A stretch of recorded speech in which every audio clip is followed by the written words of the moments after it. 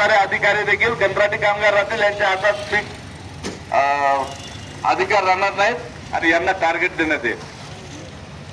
हे जे नायगाव गोदावरी अर्बन आमच्या हेमंत पाटलाच्या बायको जे आहे ना, बरोबर आहे का, 2000 कोटी कमवलेत त्यांनी आता आमदार झाल्याबरोबर. हे सत्तेमध्ये सर्व पैसा असते. आता आपण बघतो नगरसेवक काम करत नाही, काही नाही, तर कोणी टॅक्स देत नाही, पण त्याच्या संपत्ती ऑटोमॅटिक वाढतात. रोड केलेला दाखवतात, रोड करत नाहीत आणि 2 कोटी उचलून टाकतात. आपण म्हणतो आपल्याला माहिती नसते. हे ओरिजिनल तुम्हाला सांगतो मी.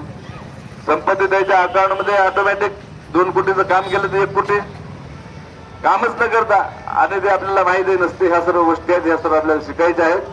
आपल्याला संघटित होऊन लढत असताना सरकारचे धोरण आपल्या जनतेच्या विरोधातले आहेत, हे देखील आपल्याला आपलं एक कान एक डोळा त्याकडे असलं पाहिजे.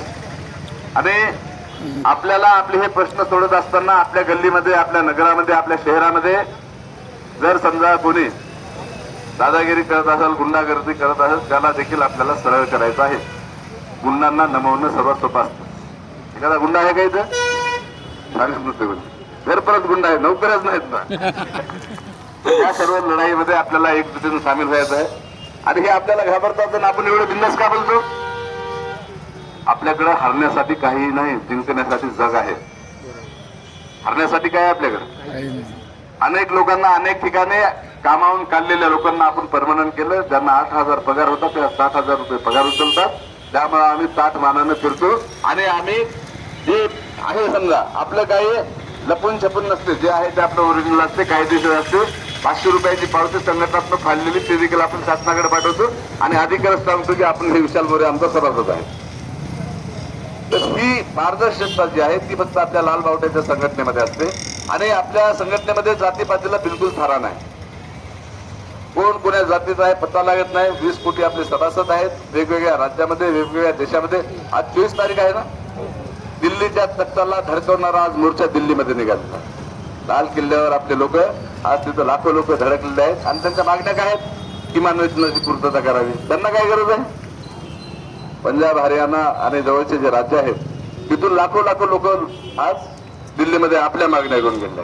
आणि आपल्याला जर वाटत असेल की तुमच्या भरोशावर आम्ही जर मोठे होत असेल तर हे तुमचा गैरसमज आहे. आम्ही म्हणजे आपले पदाधिकारी जे निवडलेले आहेत हे आपल्या भरोशावर मोठे वगैरे होत नाहीत. आपल्यासाठी त्यांनी सहन केलेले आहेत. आपल्याला संघटना म्हणून मानण्यासाठी त्यांनी पुढाकार घेतलेला आहे. संघटनेवर त्यांनी विश्वास संपादित केलेला आहे, विश्वास ठेवलेला आहे. आणि त्यामुळं आपल्या मागण्या ज्या आहेत आपल्या मागण्या समान असल्यामुळं आपले रुसवे फुगवे मान सन्मान मानपान वगैरे बाजूला सोडून आपल्याला फूट पाडण्याचं कोणी कट कारस्थान जरी रचलं तर आपल्याला एक होऊन एक आपली मूठ बांधून आपल्याला सोबत चालायचं आहे. बरोबर आहे. भाषण जास्त झालं मला कळालेलं आहे. बाजाराचा दिवस असल्यामुळे उत्सुकता असते सगळ्याला, आम्हाला असते. म्हणजे बाजाराच्या दिवशी आपण खुश असतो. त्याचं कारण आता माणसाचं वेगळं असते कारण. तर अशा प्रकारे आपला विजय झाला. आपण जरा सर्वांनी उभं राहून सूचना देऊया. आणि पुढची रणनीती जी आहे ती रणनीती आपल्याला आखायची आहे. पदाधिकारी मंडळाने एकदम दक्ष राहायचं आहे. सांगलेल्या सूचना ज्या आहेत अध्यक्ष सांगलेल्या सूचनाची पूर्ण अंमलबजावणी करायची. आपण ज्या लोकांना कमी केलेलं आहे आणि ज्या लोक कार्यरत आहेत त्यांच्या 2 याद्या आज आपल्या हातात पाहिजेत होत्या.